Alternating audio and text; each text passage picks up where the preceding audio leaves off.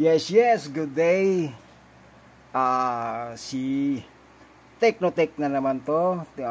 Meron tayong titingnang pump na hindi na gumagana. Sayang naman. So, tingnan muna natin kung anong problema niya, no? Baka maraming problem kasi pag binigyan natin ng power to, wala. Katulad nito, try natin. Para malalaman natin. Ito yung kabilang ano. Wala Wala, hindi siya parang shorted, kaya so na natin. Check muna natin, guys, kung anong problema para malaman natin. Malaman din nyo kung ano ang mga dahilan sa mga gantong klaseng motor na ginagamit po to sa kalimitan ginagamit sa aquarium po.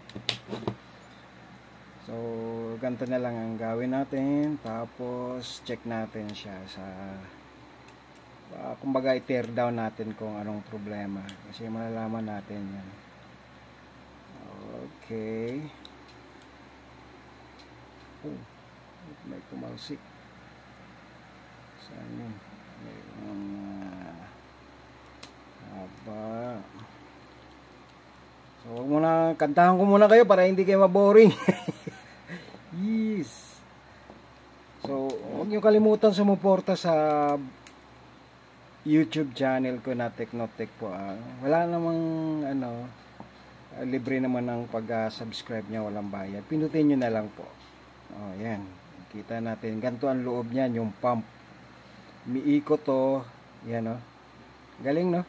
Umiikot siya para magka-produce ng makapump siya ng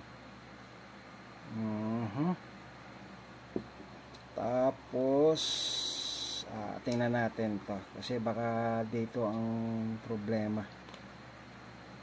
Yung motor. Yung motor ang may problems. So guys, wag niyo lang kalimutan po tulungan niyo na lang ako na para umano tong YouTube channel ko pa lumaki. Kasi tigas matigas siya, mukhang merong problema sa loob. So pwede naman nating ma-check to, dito lang natin buksan kasi tigas na. So try natin ulit kasi medyo gumalaw na, kanina hindi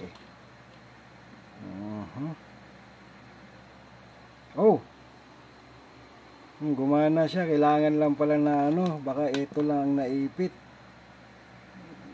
Ito gumana siya. So ganun lang pala mag troubleshoot pag buksan nyo na lang, tapos baka naipit lang dito kaya hindi siya gumagana. So pwede namang natin, balik na natin siya para ma-check natin kung gumagana ng tuluyan. Kasi bihira lang naman masisira to pag talagang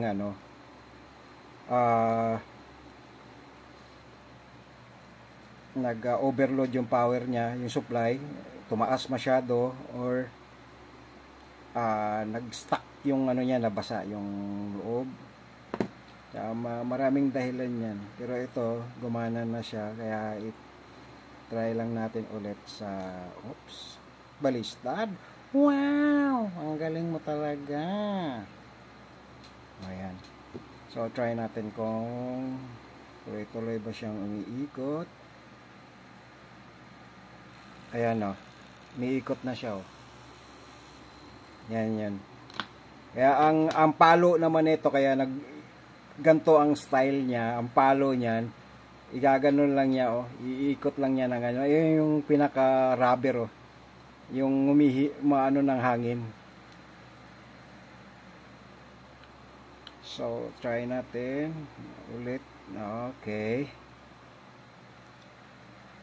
para malaman nyo rin kung paano mag-troubleshoot, di ba? So, kayo na lang, kaya nga meron tayong DIY eh. Para do it yourself, di ba? Ganon. Para hindi na kayo magano sa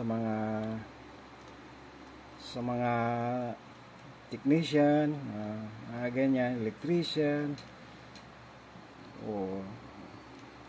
Hindi naman ako nag-aano sa mga technician para mawalan ng trabaho.